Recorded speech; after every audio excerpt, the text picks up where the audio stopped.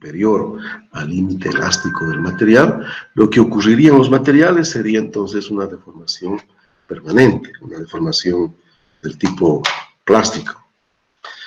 Este límite elástico está muy próximo del límite de proporcionalidad, pero conceptualmente son bastante diferentes, ¿no? Recordando un poco la ley de Hooke, podemos entonces, con esta ley tan simple, podemos entonces conseguir vincular las dos magnitudes físicas que más dolor de cabeza nos dan en nuestra profesión, ¿no? Cómo vincular deformaciones con tensiones. Y cuando estamos hablando entonces que las deformaciones van a ser solamente elásticas, linealmente elásticas, porque hay materiales que también tienen deformaciones lineales, deformaciones plásticas y elásticas no lineales. Entonces, en este caso, cuando hablamos de deformaciones lineales, ahí sí tendría validez la ley de Hooke, ¿no? Entonces, las tensiones serían iguales al módulo de elasticidad multiplicado entonces por la elongación. Bueno, pero entonces no nos olvidemos que las dos cosas están muy próximas, aunque son bastante diferentes. Bien, y muchos materiales, en función de la calidad y la sensibilidad que tenga la prensa de tracción, me van a permitir entonces determinar un límite de fluencia, un punto de fluencia bastante notorio, ¿no? Visualmente aquí en la curva se puede ver, miren aquí, cuando yo saco una tangente a la línea, tangente a la línea, llega un momento entonces de que la tangente cambia mucho, y con un pequeño incremento de fuerza, va a haber un gran incremento de deformación. Entonces yo sé que en ese punto está el punto de fluencia. Lamentablemente no es tan perceptible esto en todos los materiales, y por ese motivo entonces se ha preferido definir algo que se llama límite de fluencia convencional. Y la ASTM en su norma de 8 ha convencionado que ese límite de fluencia convencional va a ocurrir cuando el material sufre una deformación permanente de 0,2%, o sea, una elongación, ¿no? Una deformación unitaria, una elongación de 0,2%. Es bastante pequeño, ¿no? Justamente porque lo que se quiere normalmente es que no ocurran deformaciones permanentes muy grandes en los materiales, ¿no? Por eso ese es el motivo especial, ¿no? De poder entonces analizar estos materiales, ¿no? En la ocurrencia de no deformaciones plásticas. Bueno, entonces, otras normas pueden tener otros conceptos para poder definir cuál sería el límite de fluencia convencional. Pero para aceros y aleaciones ferrosas en general, la norma ASTM 8M ha adoptado entonces este criterio que es muy aceptado a nivel mundial, ¿no? Entonces, normalmente cuando vamos a tener ese dato del límite de fluencia de un material, que es un dato imprescindible para usar un material en ingeniería, no me van a decir que el límite es convencional, porque se supone que lo es, ¿no? Ha sido determinado entonces con una deformación permanente de 0,2%. Eso se hace entonces trazando 0,2 en el eje de las elongaciones y trazando una paralela a la línea elástica hasta intersectar la curva, ¿no? De tensión o presión. Bueno, y finalmente entonces tendríamos en la parte superior de la curva algo, ¿no? Parecido a que cuando llegamos a esa parte superior parecería que va entonces disminuyendo la resistencia del material, cosa que no es verdad, porque sabemos que ocurre acritud del material y el material siempre se va a convertir con la deformación plástica en más resistente mecánicamente. Entonces esto es falso, este comportamiento aquí graficado es totalmente falso, ¿no? Pero no nos preocupa porque normalmente no usamos para cálculos de ingeniería este tramo entre la resistencia de fluencia o límite de fluencia y lo que vamos a denominar como límite último de tracción, que sería este punto superior, ¿no? El punto máximo de la curva tensión en función de la elongación. Entonces, el límite último a la tracción no puede ser considerado como una tensión que vaya entonces a hacer, podríamos decir, peligrar, ¿no? La ruptura de una pieza o de un material, ¿no? Ese concepto es totalmente equivocado. Lo que sí podemos deducir, ¿no? De este resultado es que si las tensiones solicitantes a un material superan el límite de fluencia, pero son inferiores al límite último de la atracción, el material ese ha sufrido grandes deformaciones plásticas. Y eso, en función del tipo de aplicación que tenga el material, va a ser entonces, ¿no?, muy crítico, o va a ser entonces poco crítico, ¿no? Si, digamos, por decirles, yo tengo un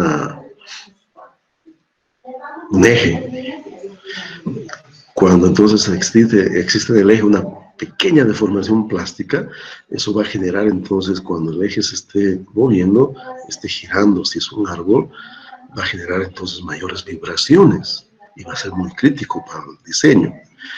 Pero ¿qué sucedería entonces si yo tengo una estructura estática? Por ejemplo, un tirante donde está apoyado, ¿no?, la cubierta de un edificio. Si esa cubierta está en su lugar, ¿no?, y el larguero se ha deformado plásticamente, no se siente, ¿verdad? No va a haber ningún caso, no va a ser crítico el hecho que ese larguero, ese tirante haya sufrido entonces deformación plástica. Entonces, depende del caso, pero en la mayoría de los casos normalmente no queremos llegar a esta situación.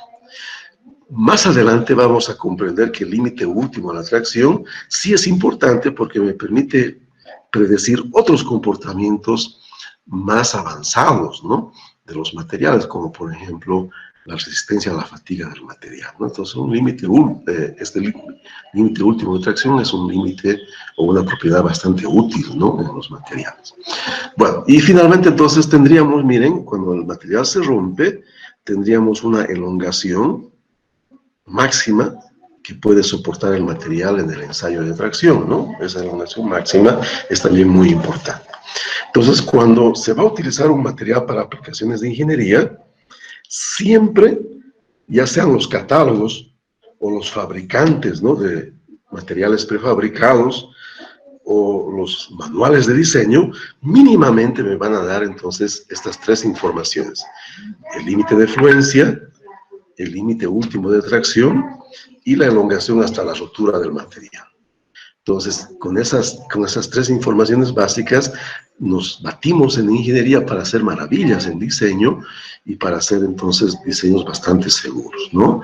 Recordando un poquitín que la elongación a la rotura la usamos para predecir la deformación plástica del material máxima, en consecuencia está asociado con la ductilidad del material. Y para tener un parámetro numérico, sabemos que si la elongación en el ensayo de tracción del material es igual o superior al 5%, ese material es definido como dúctil y tenaz. Entonces es un parámetro importante, ¿no?, esta elongación en la rotura. Y si nosotros nos basamos en la resistencia última de atracción, como les comentaba, no es un dato que usamos directamente para los cálculos estructurales estáticos, pero sí me va a permitir entonces usarlo para predecir la resistencia a la fatiga y otras cosas más, ¿no? Y el más importante entonces de estos límites o de estas propiedades sería el límite último, perdón, el límite de fluencia, que estaría asociado entonces a la ocurrencia máximo de pequeñísimas deformaciones plásticas, 0,2%, y en consecuencia entonces cuando el material está solicitado con tensiones inferiores, ¿no?, o iguales al límite de fluencia, consideramos que el material prácticamente ha estado en la zona elástica. Aunque ese concepto es equivocado, pues en ingeniería lo aproximamos de esa manera, ¿no? Y digamos, estiramos, ¿no?, la elasticidad entonces hasta ese punto, algo equivocado, pero entonces es algo que hacemos en ingeniería, ¿verdad?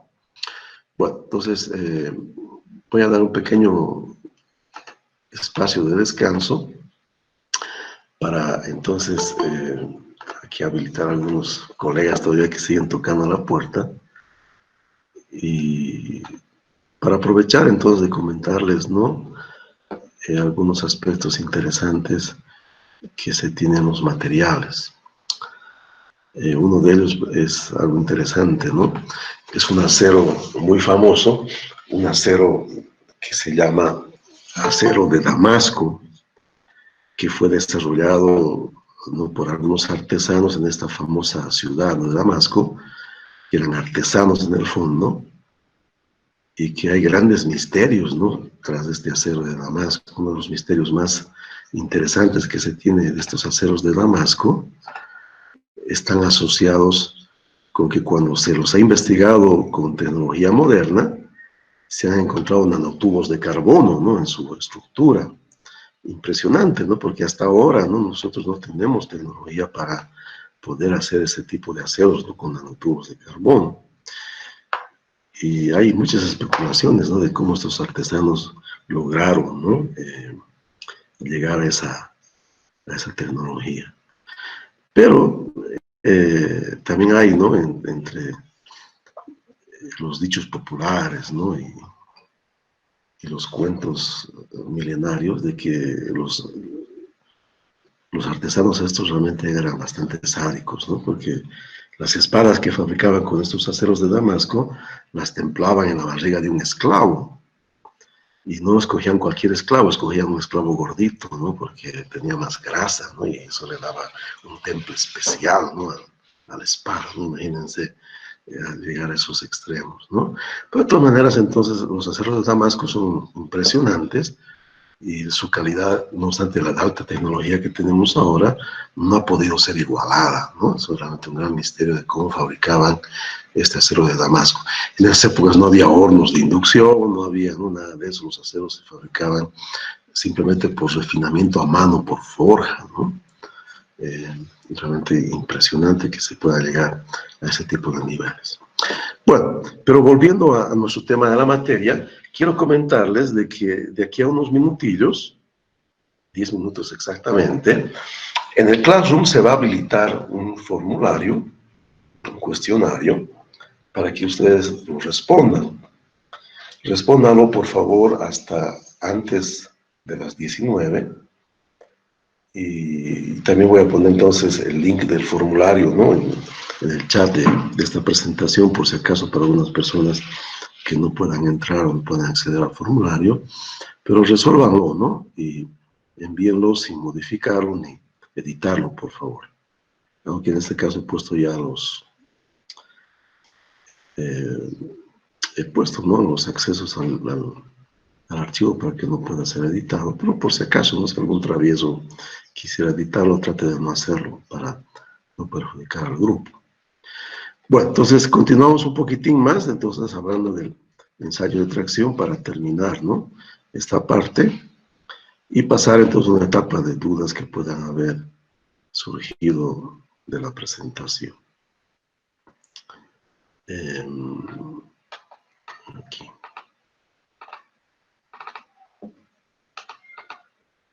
Se me han trancado esta otra vez.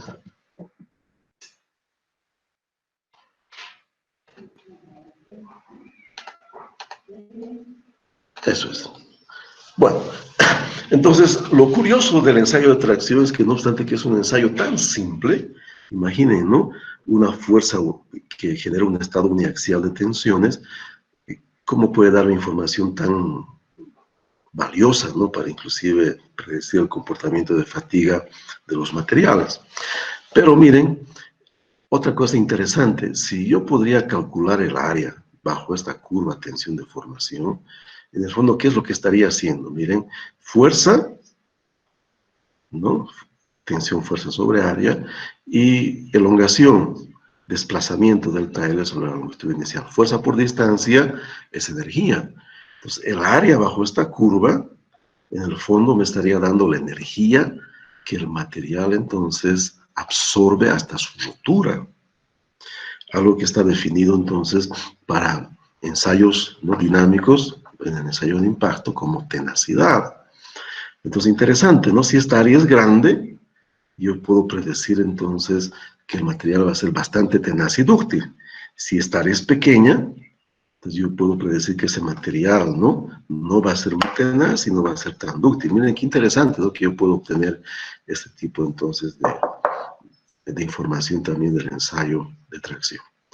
Otra cosa, entonces, muy notoria en este caso, que ya hemos alertado, es que esta imposibilidad, ¿no?, de que ocurra una disminución de la resistencia del material. ¿Por qué se refleja así en esta curva? Lo que sucede entonces es que la tensión la estamos calculando entonces como siendo fuerza aplicada sobre el área original de la probeta. Sin olvidarnos entonces que cuando nosotros estamos estirando a la probeta, ¿qué es lo que va a ocurrir? Lo que va a ocurrir entonces es, ¿no?, de que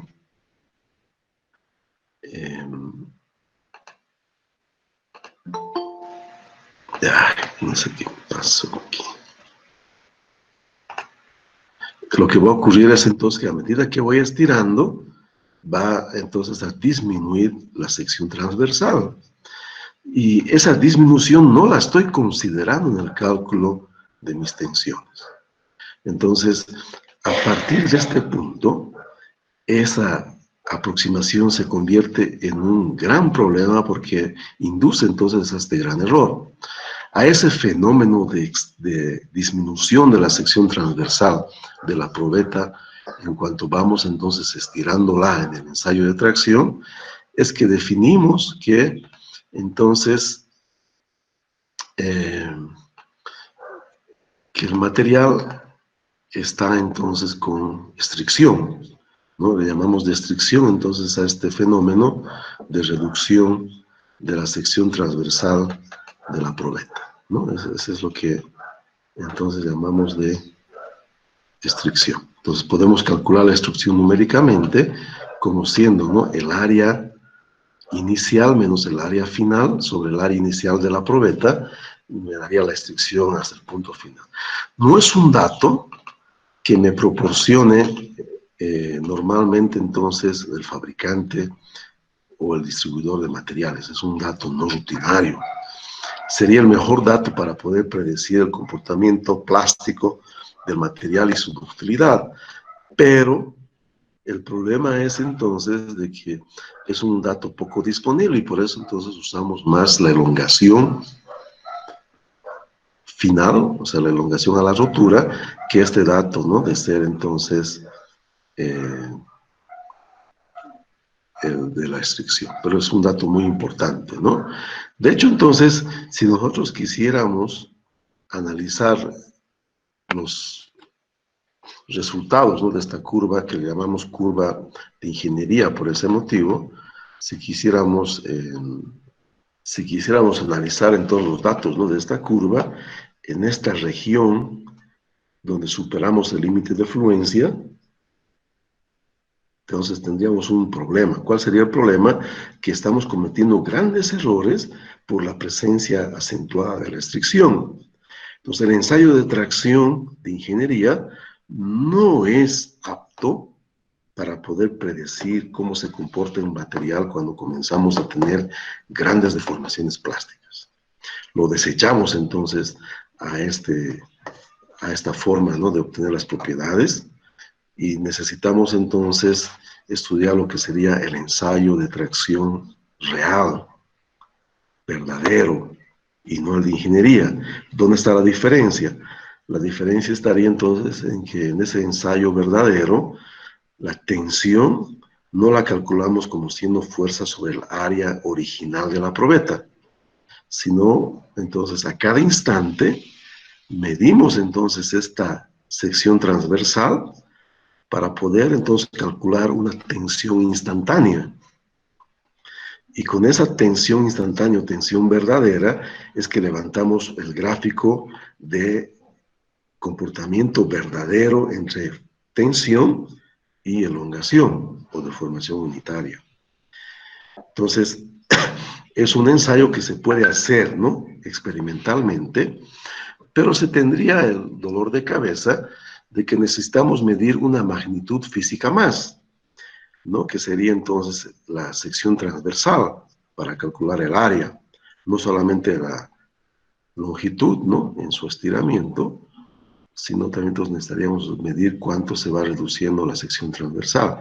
Y eso entonces haría que la instrumentación sea mayor, el ensayo sería más caro, sería más dificultoso. Entonces no se acostumbra a hacer eso. Y lo que hacemos entonces para poder convertir esta curva de ingeniería en la curva real, ¿no?, de comportamiento, que es una curva más o menos de este tipo,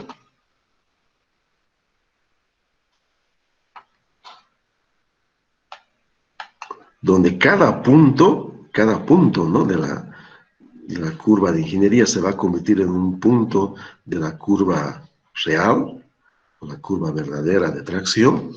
Entonces lo que usamos es pues, algún artificio matemático para poder hacer esa conversión, ¿no? Pues no hacemos experimentalmente, sino lo que se hace es entonces hacer esa transición entre la curva de ingeniería y convertirla en curva verdadera.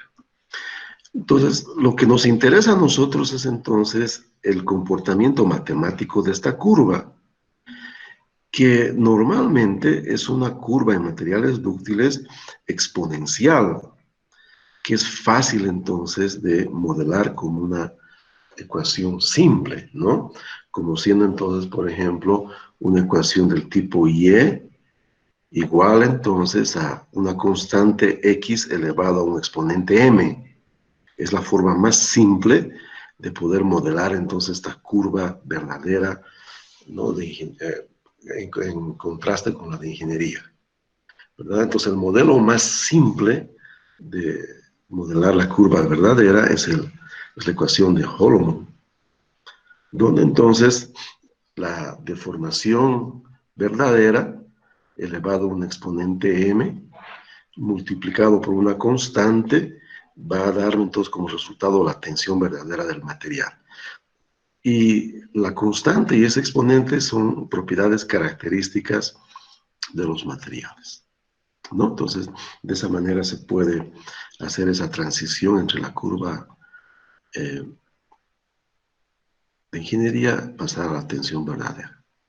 Existen otros modelos matemáticos un poco más complejos, más precisos para ciertos materiales, para ciertas aplicaciones, ¿no?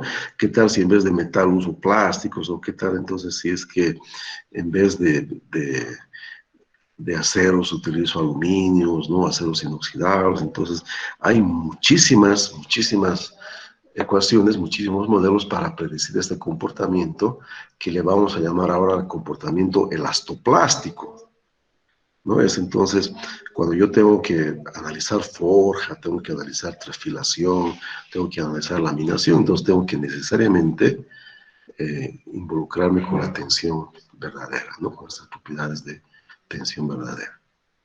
Y en una primera instancia usaríamos entonces la ecuación más simple, que sería la ecuación de Holomon, ¿no?, para modelar este comportamiento.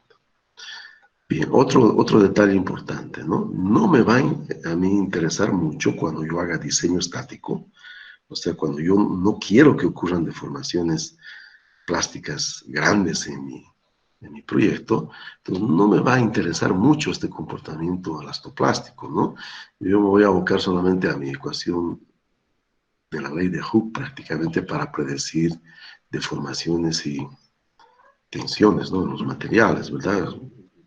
Aparentemente parece simple, pero se vuelve complicado a medida entonces que la geometría también va volviéndose más complicada. Para piezas cilíndricas de sección constante, ¿no?, solicitaciones simples, entonces es relativamente posible hacer a mano, pero cuando la cosa se va complicando, hay necesidad entonces de usar mano de modelado numérico para poder hacer el análisis de tensiones en esas piezas complejas y con cargas complejas y con geometrías complejas. Bueno, entonces yo quería llegar a eso, ¿no? Entonces, cuando yo voy a modelar mi material de modo de que entonces esté solamente ocurriendo deformaciones elásticas, elasticidad en otras palabras lo que voy a aplicar, entonces yo necesito modelar a mi material según sus propiedades elásticas, para poder hacer mis modelos, ¿no?, numéricos, ya sea por elementos finitos, elementos de contorno, o para hacer a mano con ecuaciones de resistencia de materiales, yo necesito entonces esas constantes elásticas, ¿no?, esas propiedades elásticas del material. Una de ellas ya es muy conocida por nosotros a través de la ley de Hooke, sería el famoso módulo de elasticidad o módulo de Young, que sabemos que está intrínsecamente relacionado con la temperatura de fusión del material. Materiales con alta temperatura de fusión sabemos que van a tener elevado módulo de elasticidad. Y al contrario, ¿no? Materiales que tengan baja temperatura de fusión, como el plomo, ¿no? Como el caso de los metales patentes, metales blancos. Entonces van a tener pequeña rigidez, y eso implica entonces que su módulo de elasticidad va a ser bastante bajo, ¿cierto? Pero entonces es importante tener esa percepción de que el módulo de elasticidad es muy importante para predecir el comportamiento elástico del material. Pero necesitamos algo más, ¿no? Y ese detalle lo vamos a percibir entonces con estos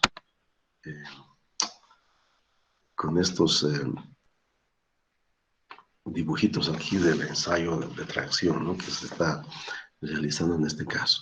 Aquí se puede visualizar, miren, que inicialmente mi probeta tenía una sección transversal y a medida que le he ido estirando, ¿no? He ido adelgazándose hasta romperse, ¿cierto?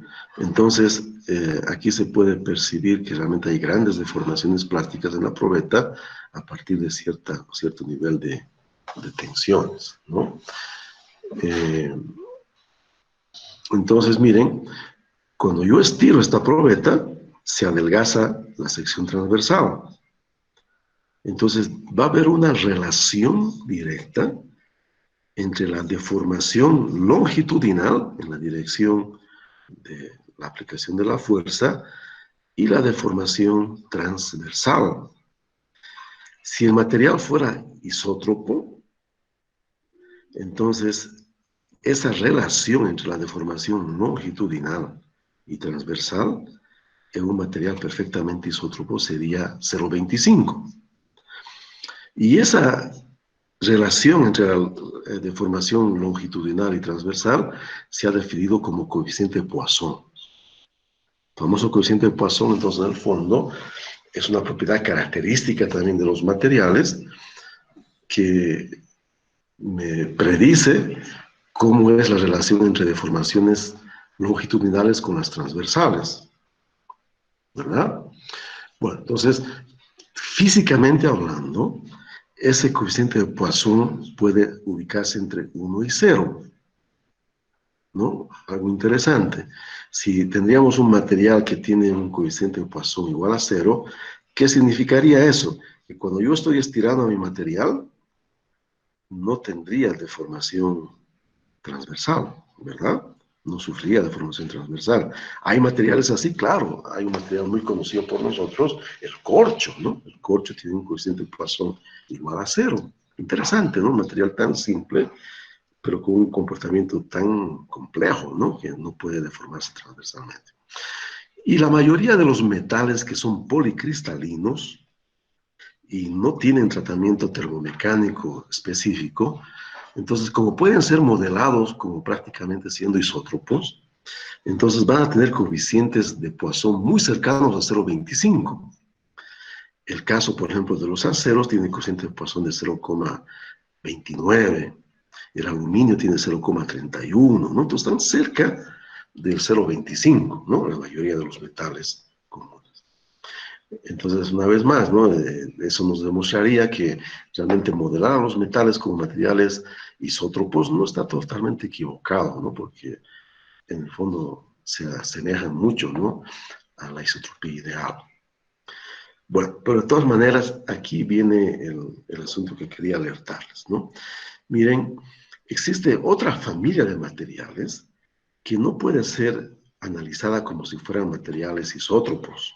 Son nuestros materiales anisótropos, en los cuales entonces no existe una correlación muy clara y de sentido común entre las deformaciones longitudinales y las deformaciones transversales, porque estas van a cambiar en función de la dirección que analicemos. Entonces, si yo analizo esa relación en esta dirección o en esta otra, va a cambiar. Entonces, yo necesito conocer en 3 direcciones principales 3 coeficientes de Poisson para poder modelar a ese material anisótropo. Y a lo mismo, ¿no? Necesitaría también entonces 3 módulos de elasticidad en las 3 direcciones principales, ¿no? Entonces mi material se vuelve un poco más complejo. La matemática desarrollada por resistencia de materiales para analizar materiales isótropos no puede ser aplicada para poder predecir, ¿no? Cómo se va a comportar un material anisótropo. Es un dolor de cabeza matemático, ¿no? Es bastante pesado, ¿no? Analizar entonces el comportamiento mecánico de materiales anisótropos. Suerte o mala suerte, no estoy muy seguro, ¿no? Que en Bolivia no estamos muy acostumbrados, ¿no? En la tecnología mecánica a usar en nuestras fabricaciones, ¿no? Materiales anisótropos.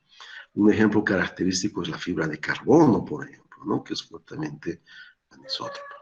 Bueno, pero en sí, estos temas son abordados en cursos de posgrado, ¿no? Estructurales, y necesariamente cuando usamos materiales anisótropos no se puede hacer cálculos manuales ya, ¿no? Las ecuaciones son más complejas y siempre tenemos que recurrir a modelos numéricos. Y usamos entonces programas, ¿no? Como el ANSYS, el Abacus de elementos finitos, ¿no? U otros, ¿no? De elementos de contorno para hacer esos modelados. Y no podemos olvidarnos entonces que para modelar un material anisótropo necesito 3 coeficientes de Poisson en 3 direcciones principales y sus 3 módulos de elasticidad en esas 3 direcciones principales, ¿no? Y en este caso el coeficiente de Poisson puede variar muchísimo, ya no se enmarca entre 0 y 1, porque pierde un poco su sentido físico y tiene solamente un sentido matemático este coeficiente de Poisson. Bueno, vamos a quedar ahí.